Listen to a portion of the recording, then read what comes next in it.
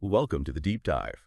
We're the place you come to plunge into some really extraordinary claims and to get the knowledge you need to feel genuinely well-informed.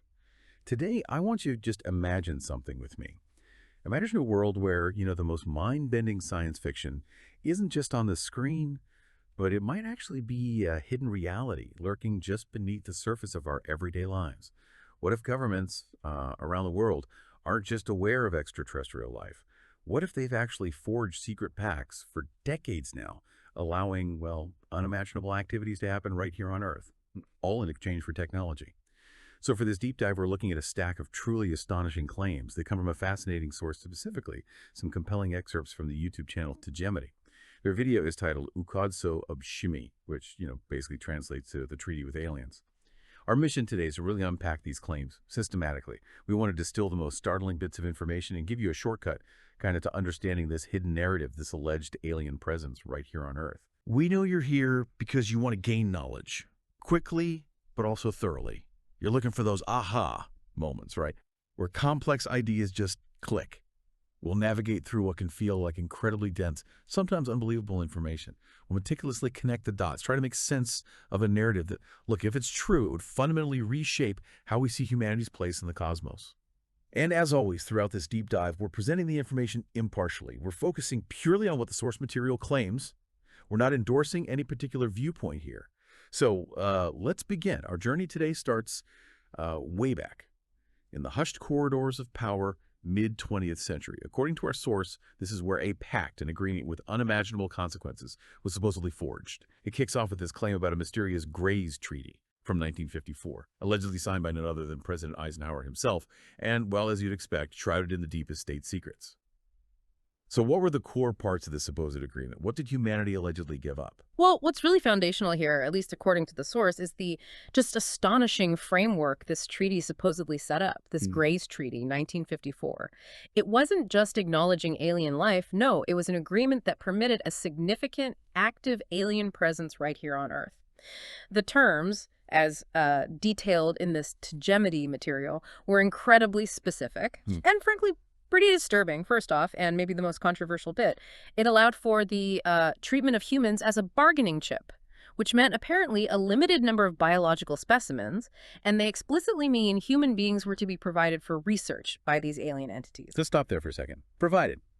Humans as bargaining chips. That's the claim. Think about the gravity of that. A sovereign nation allegedly agreeing to hand over its own citizens. And the source adds this chilling stipulation. If possible, these people, these specimens, would be returned to their place of origin without memory of any events occurring during the psychological studies. So abduction, experimentation, and a memory wipe. Precisely. Making the victims unaware of what even happened to them. Yeah. And furthermore, the treaty allegedly required these alien entities to have full access to the agreements of the states that signed the treaty. Full access, meaning they could see our government's deals. It suggests a startling level of oversight, or at least knowledge on their part regarding human governmental affairs, insight into global politics, alliances, you name it, and maybe the most critical point for keeping all this hidden.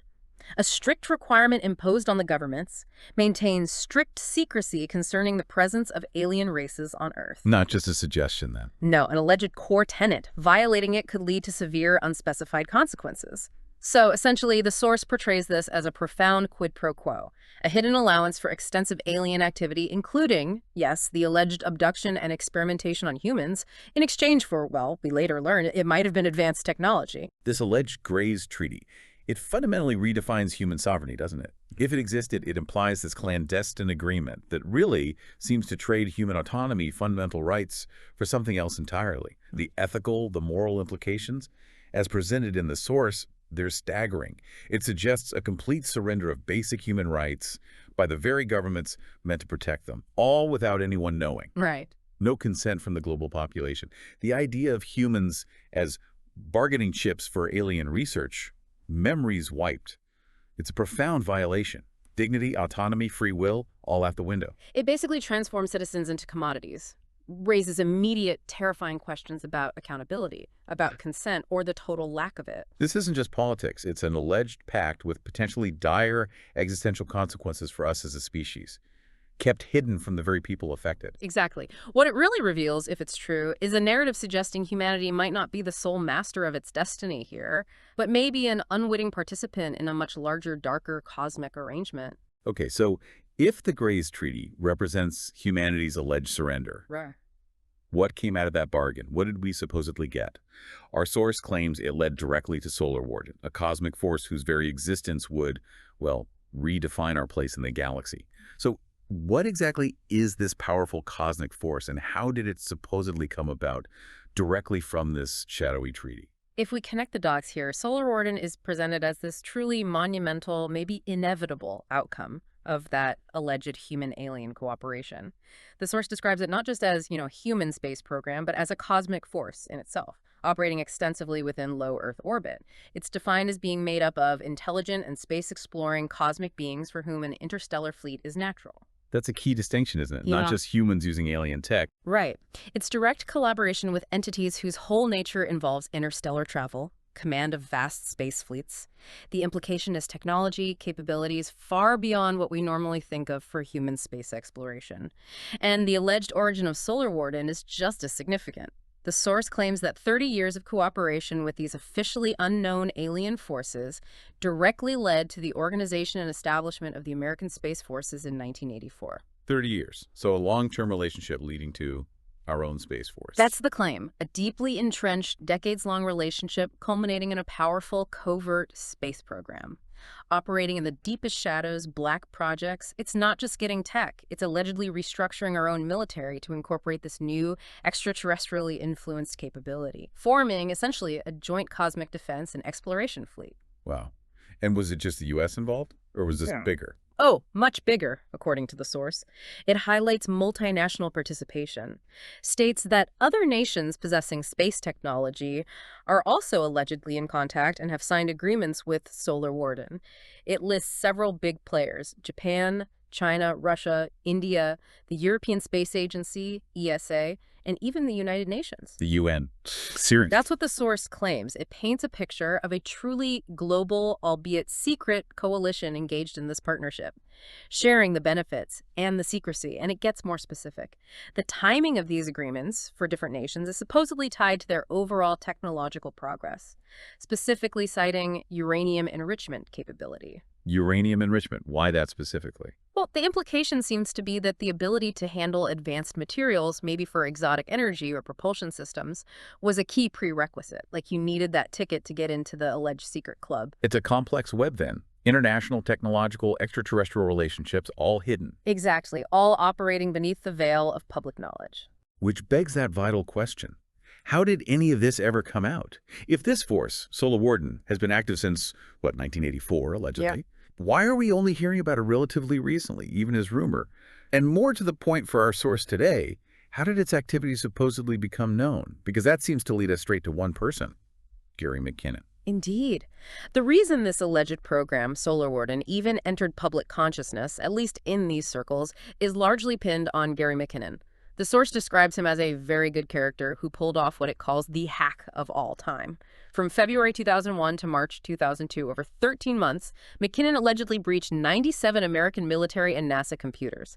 A deep, sustained infiltration. 87 systems, military and NASA. That's an audacious. Extremely. And he reportedly downloaded a significant amount of hidden data, stuff explicitly kept from the public. And what was in this data? Allegedly, techniques for acquiring free energy, which is radical in itself, suggesting suppressed tech. But even more astonishingly, it included contracts and agreements with alien civilizations. And crucially, direct info about the activities of the space fleet, identified specifically as Solar Warden. He found actual contracts and fleet activity logs. That's the claim. And to underscore the audacity, McKinnon apparently left a message on a Washington military network server connected to thousands of computers saying, your security is a pile of, basically taunting them about their vulnerability. They'd have to know. Apparently so. And the consequence was profound. McKinnon allegedly shut down the entire American network for a full 24 hours. A total network shutdown. Caused by his intrusion, yes. Yeah. So not just a data breach, but a significant crippling disruption to critical military infrastructure. It points to an extraordinary level of access he supposedly achieved. So what happened to McKinnon himself? You don't just breach military and NASA systems, shut them down for a day and walk away, right? What was the fallout for him? Oh, the reaction from the U.S. was immediate and extremely strong. They demanded his extradition from the UK. It turned into this high-stakes legal battle. Understandable, given the severity of the alleged hack. But the British government, in what the source later calls a beautiful display of British raison d'etat, basically acting in pure national interest, they stepped in. How so? On October 16th, 2012, Theresa May, who was Home Secretary back then, made this major announcement in the House of Commons. McKinnon's extradition. Blocked. Officially. Her reasoning, as cited in the source, is pretty crucial. She said while he was accused of serious crimes, she had no doubt that he is seriously ill. Specifically mentioned he had Asperger's syndrome and suffers from depressive illness, and her key point was that extraditing Mr. McKinnon would give rise to a very high risk of him ending his life. Ah, so a medical and human rights argument. Exactly. She explicitly stated the extradition would not be consistent with Mr. McKinnon's human rights. It was a powerful assertion of British sovereignty, overriding a direct U.S. demand based on his health. And then, following that, on December 14th, 2012, the UK's Director of Public Prosecutions decided McKinnon wouldn't be prosecuted in the UK either. Not prosecuted at all. Why not?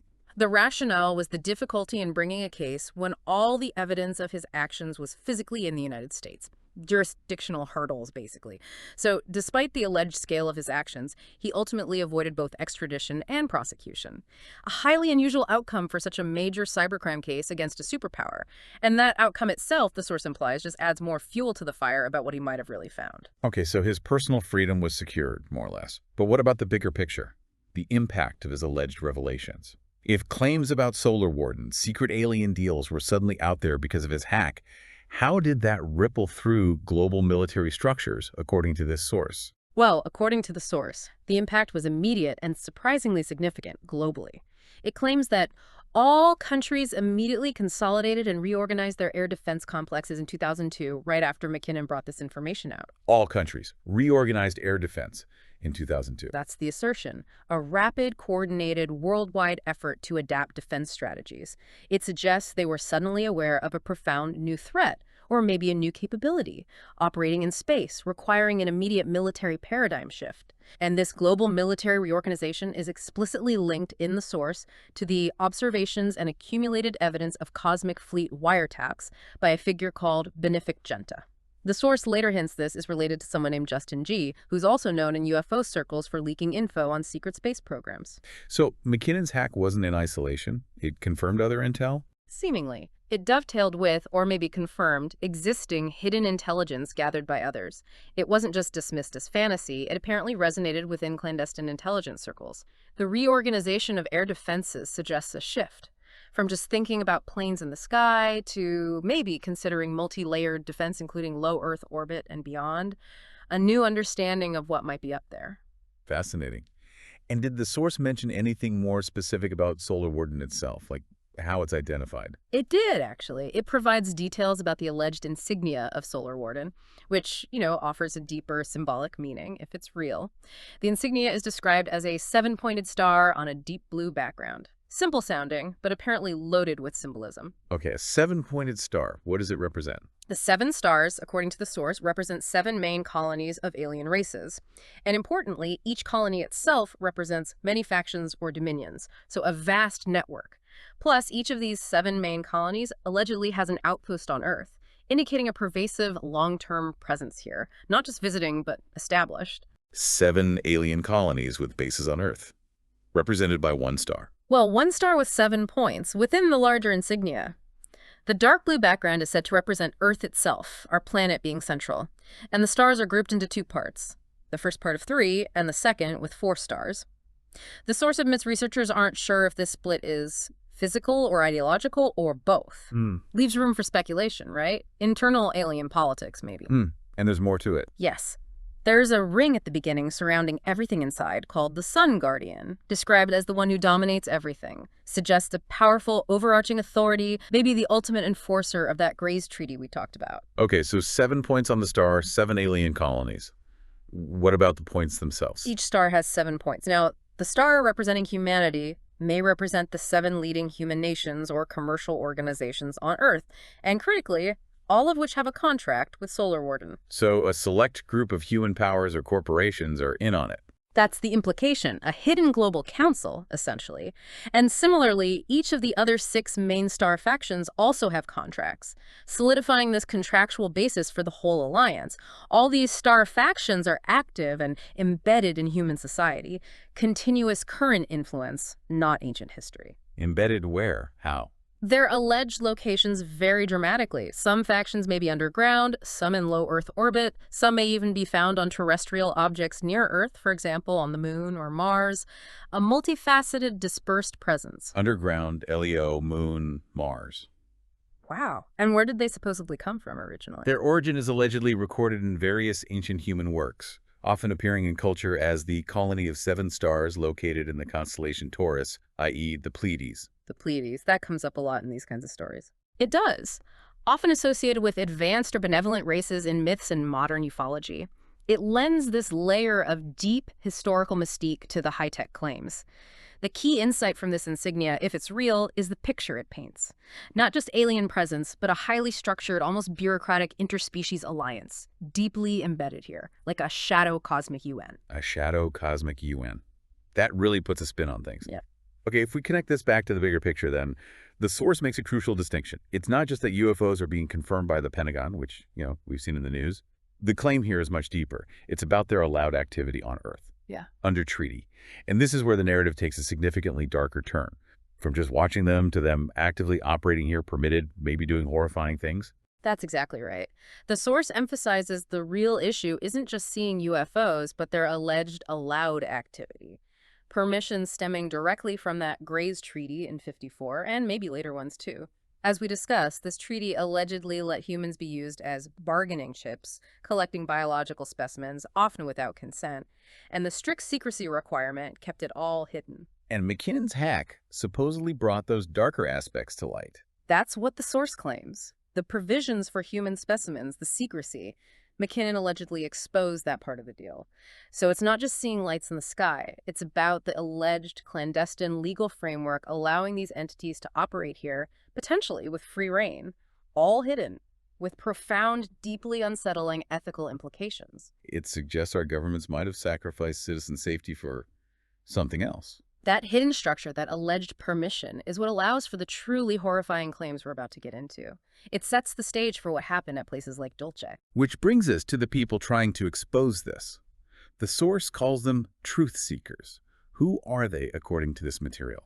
The source defines truth seekers as these specific individuals, people with high morality who feel driven to disclose unethical or even criminal practices of various governments and corporations connected with the Gray's Treaty.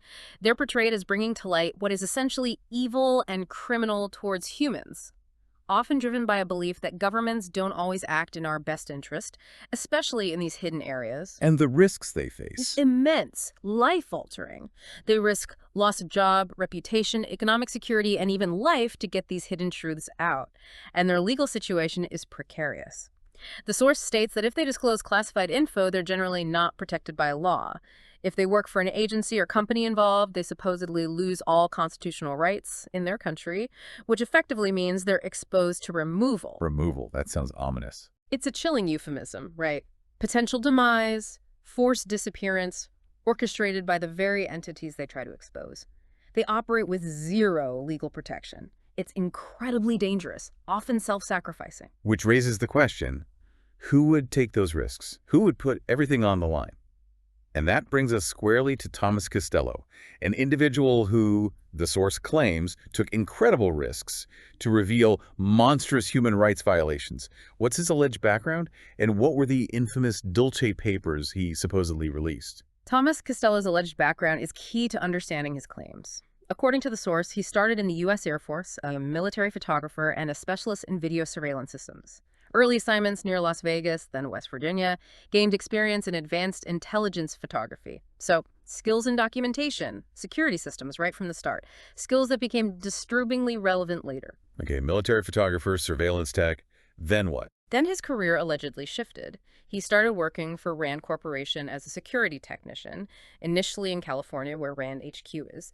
And crucially, his security clearance supposedly escalated dramatically, indicating he moved into increasingly sensitive projects, started with TS4, Standard Top Secret, then Ultra 3 at Rand HQ.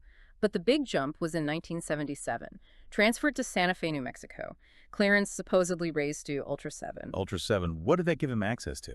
According to the source, Ultra 7 wasn't just high level, it was unprecedented, unfiltered access. It allegedly gave him full information about what was happening in the Dulce base via direct access to its CCTV system data. He could see everything. Live feeds. That's the claim. Unfiltered, real-time view.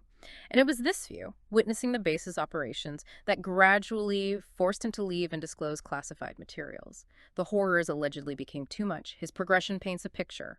Someone starting conventionally, gaining more and more sensitive access, landing right in the heart of these alleged secret operations. And this leads to the Dulce papers. Physical evidence, you said. Sounds like something from a spy movie.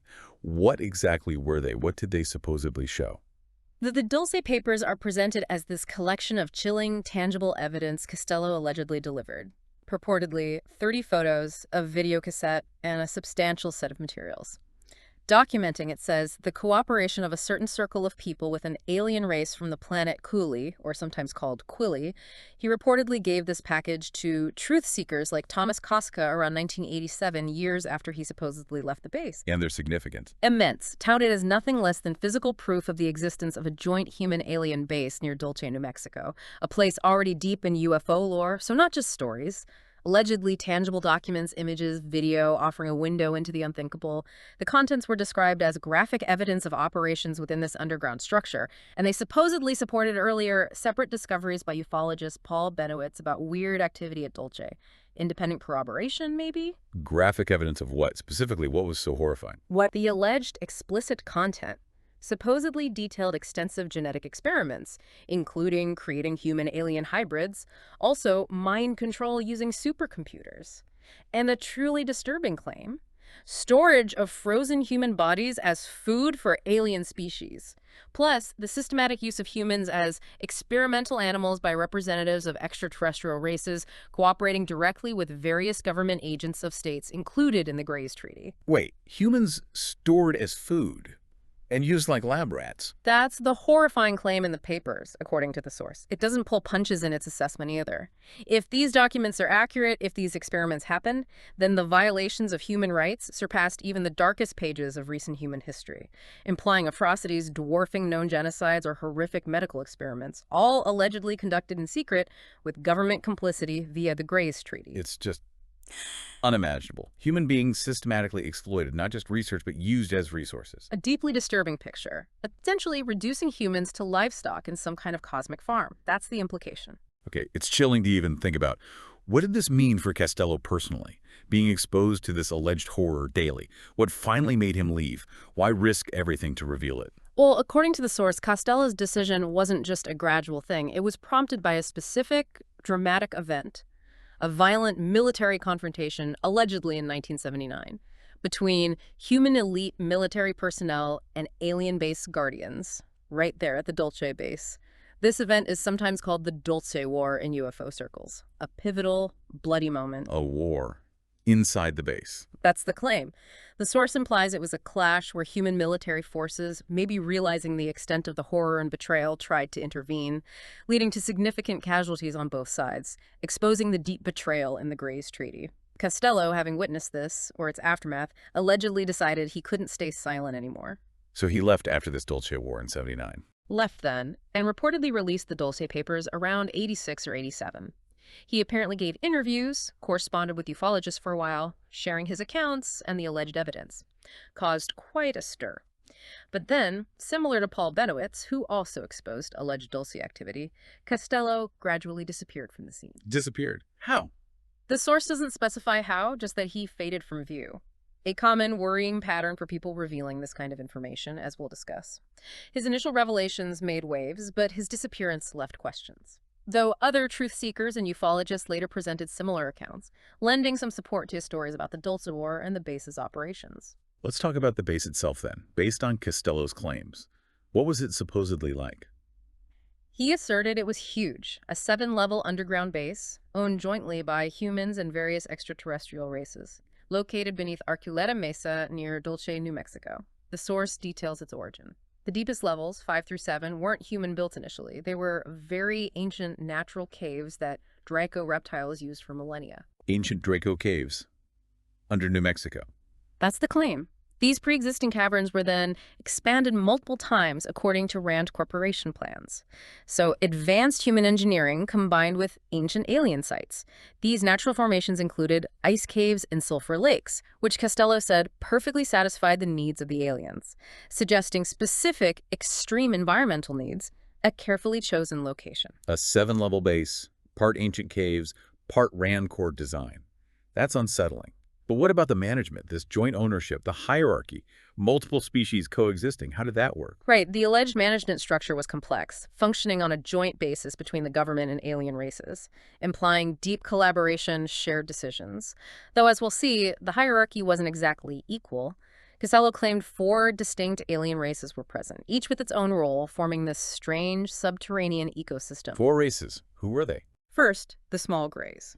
From Zeta Reticuli, about 120 centimeters tall, roughly 4 feet, the classic abduction archetype. Second, the tall grays, about 2 meters tall, so over 6.5 feet, seemingly higher status within their own group. Third, the reptilians, more imposing, ancient, categorized as both Earth-based, suggesting they've been here a long, long time, maybe predating us, and those from the Draco star system in the Orion constellation, specifically Dracofolia. Big guys, 180 to 230 centimeters tall, so up to 7.5 feet. Earth-based reptilians and Draco reptilians. Yeah, and the Earth reptilians were allegedly the working class, manual labor, subordinate roles within the base. Finally, at the alleged top of this horrifying pyramid, the winged Draco reptiloids, or Draco-A's, described as the undisputed controlling race. Winged Draco. In control. That's the claim. With the small grays subservient to Draco reptiloids, this hierarchy places the winged Draco as the dominant power, overseeing humans and the other alien factions, the ultimate decision makers. And Costello, as security, had to deal with all of them. Exactly. His alleged role put him right in the middle of this complex, often tense, interspecies environment. His main job: handle all problems and conflicts that arose between alien races and human-based personnel. He claimed daily contact, making his testimony potentially vivid, unique, one of the few humans with such broad access. Physical work on lower levels, done by the working-class reptiles. Decisions about them, made by a figure Costello called White Draco, a boss figure. Costello got called in if humans caused problems, which he said was sometimes an endless problem due to, well, human curiosity. Humans poking around where they shouldn't. He described exactly that. Human personnel foolishly venturing into no-access zones, off-limits alien sectors just because they were curious, leading to his intervention to retrieve them, manage the situation, prevent disaster. His direct quotes, according to the source, highlight this. Since I worked as a security technician at the base, I had to contact them daily. If there were any security or camera-related problems, I was the one called. And on the curiosity bit, it's human nature to be curious and want to know what happens if you cross a forbidden barrier. Illustrates the alleged daily interaction, the tension between human nature and the base's terrifying secrets. Okay. Beyond security and managing disputes, what projects were supposedly happening there? The source hints at really disturbing stuff. What was the alleged purpose of this hidden facility? The projects Costello claimed were active, especially on those deeper alien-occupied levels 5 to 7, were profoundly disturbing. If true, they represent the absolute darkest side of alleged human-alien interaction. Reportedly, they included reconstructive engineering of extraterrestrial technology, humans trying to reverse engineer or adapt alien tech. For military use, maybe space programs. Also, the development of mind control methods suggests psychological manipulation, influence. For covert ops, population control, who knows? And, most alarmingly, extensive genetic experiments, including cloning and the creation of human-alien hybrids. Hybrids, like in the movies. That's the claim. And the source notes that other truth seekers alleged similar projects were conducted in laboratories on Plum Island and Brookhaven, suggesting a potential network of these horrifying facilities. Plum Island and Brookhaven have their own dark legends, too. They do. But Costello's most shocking discoveries, the ones that supposedly triggered his moral crisis, were about specific areas, especially the lower levels. He claimed level 6, dubbed Nightmare Hall, was where he was a direct witness to the results of genetic experiments on interspecies crosses, using humans and various laboratory animals. He saw the results of human-animal crosses. That's his alleged testimony. Active, observable experimentation on living beings, including abducted humans, not just theory. Deeper still, it reportedly got worse. He claimed these levels had halls with thousands of insane people, but he suspected they weren't naturally insane. They were allegedly used as objects of influence in mind control programs and even in genetic experiments on interspecies crosses from other planets. The chilling idea is they were victims, minds shattered, bodies used as raw material. Thousands of people Yeah. used like that. And the absolute worst, according to Costello, was level 7, the lowest, most secret level. He called it the worst. Thousands of people and fragments of human bodies are in danger there. The most horrifying detail. These human remains were stored as food for a certain alien race, meticulously arranged in special containers. Stored as food. Human remains. That's the chilling claim. And level 7 also supposedly housed a repository of humanoid embryos at various stages of development, seen floating in special rooms. These accounts paint a picture of just unimaginable horror. Human life not just experimented on, but harvested, consumed, reduced to livestock. A total collapse of human dignity. It's hard to even process claims like that. It must have taken an immense toll on Costello personally, seeing that alleged reality daily. What was the turning point? What made him finally break? Indeed. Costello's claims suggest this profound moral awakening, a gradual shift in understanding his role, the base's true nature. He said he initially did his job without suspicion, probably believed whatever cover story was given about the insane patients. But over time, seeing more and more, he began to suspect that the people considered insane were more likely normal citizens who had been introduced and used as laboratory animals by the gray and reptilian alien races. That was the critical turning point. Realizing they weren't patients but victims. Exactly. He later understood that these people were ordinary citizens who had been abducted from the surface of the Earth. People like anyone listening right now. That comprehension that he was guarding innocent abductees subjected to horrific experiments sparked this deep moral outrage. It prompted him to join a small group of base personnel who decided to help the humiliated and depraved people. Suggests internal resistance, defying orders, trying to help, which ultimately led to his decision to expose the base, release the Dulce papers, knowing the extreme personal cost.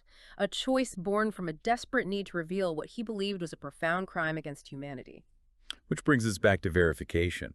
It's fascinating how incredibly hard it is to check claims like Costello's, or any of this really. The source describes a standard practice for people involved in these alleged secret projects, a practice making confirmation almost impossible through normal means.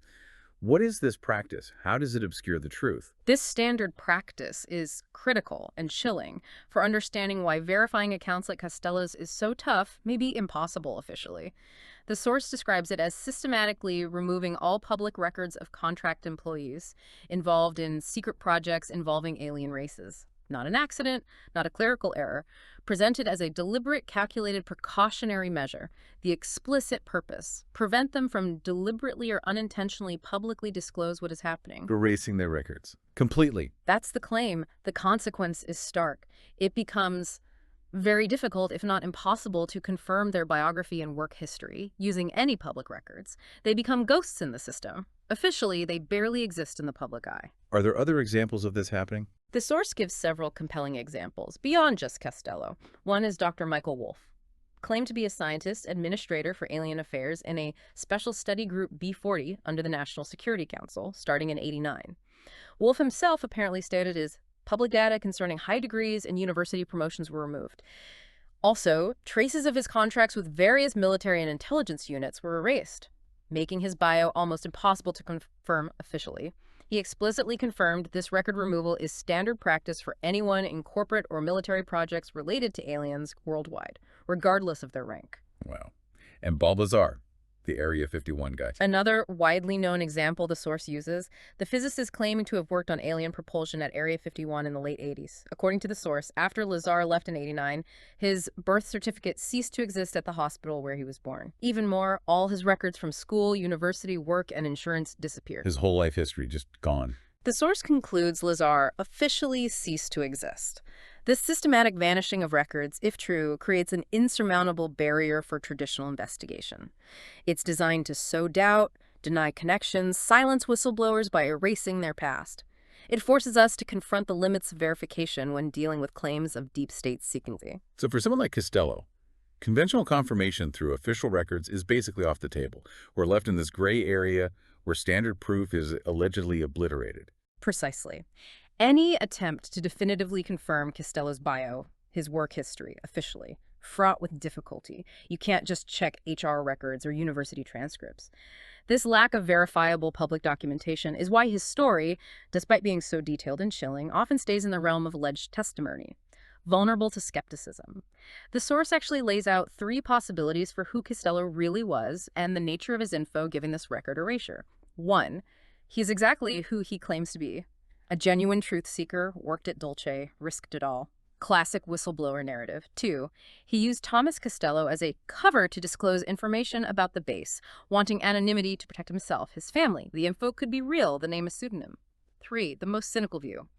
Costello is a false identity created by some intelligence officer to disseminate information, maybe disinformation. Just information. Why would intelligence agencies do that? Maybe to distract from other secret projects nearby. Gauge public reaction, muddy the waters, make it harder to know what's real. It's a possibility the source acknowledges. It's natural to be skeptical with claims that's extraordinary, especially when verification is allegedly blocked. But the source does note that UFO researchers did have contact with Costello before he vanished. Ufologists Brandon and William Hamilton supposedly met him personally and can certainly confirm his physical existence and the credibility of his information. That challenges the total erasure narrative, right? That's the crucial counterpoint. What makes his case so compelling? Despite the alleged record erasure leading to current uncertainty about his existence officially, these powerful personal testimonies exist. Reputable researchers like the Hamiltons claiming they met him, vouching for his physical existence and the credibility of his information. That adds a significant layer. It's first-hand accounts, personal corroboration. Hard to dismiss outright if you value eyewitness testimony. But it hasn't convinced everyone in the field. Apparently not entirely. The source notes that, despite these confirmations, the current uncertainty has led most ufologists to downplay Costello's serious accusations. Maybe a preference for claims with more conventional substantiation, even within ufology. Yet the source argues Costello's claims are particularly significant. They shouldn't be dismissed. Why? Because they allegedly confirm Benowitz's earlier conclusions about Dolce based on his years of alleged observation, and they're also linked to Justin G's information campaign, suggesting a convergence, independent sources pointing to similar hidden reality. So multiple threads pointing the same way. That's the argument. This interconnectedness, the source implies, gives all reasons to determine Costello's testimony as the most serious and credible of its kind. Urging us not to dismiss it just because the government allegedly tried to erase him, it forces us to confront those limits of traditional verification again. Suggests sometimes the most profound truths might only emerge from the shadows. We've really gone deep today into an extraordinary narrative. Claims of secret treaties with alien races, the alleged existence of this solar warden cosmic fleet, and the deeply disturbing accounts of the Dolce underground base from Thomas Costello. It's a story that truly challenges our understanding of reality and just how far governmental secrecy might extend. Look, regardless of how you interpret these claims, speculative theory, fragmented truth, maybe pure fiction, they raise profound questions about information, about secrecy, about humanity's place in the universe. What if the most crucial conversations about our future, our sovereignty, even our genetic makeup, what if they're happening in the shadows, far beyond public scrutiny, democratic oversight, and how much is our understanding of reality, our sense of safety, our self-determination? How much does it depend on what we're allowed to know by the very forces claiming to protect us? It makes you wonder what else might be hidden, operating just out of sight, beyond the official story, shaping our world in ways we can barely imagine. It is definitely a lot to think about. And we've only scratched the surface of these extraordinary claims today. Until next time, keep that curiosity alive.